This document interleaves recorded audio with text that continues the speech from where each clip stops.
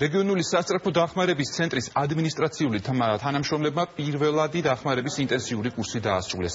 სამედიცინო განათლების არ მქონე პირებმა ტრენინგის დროს გულფილტვის რეანიმაცია, ნახვევის გაკეთება, სისხლდენის შესაჩერებლად იმპროვიზებული ლახტის შექმნა, მოტეხილი კიდურის დაფიქსირება და სხვა გადაუდებელი დახმარების ხერხები შეისწავლეს.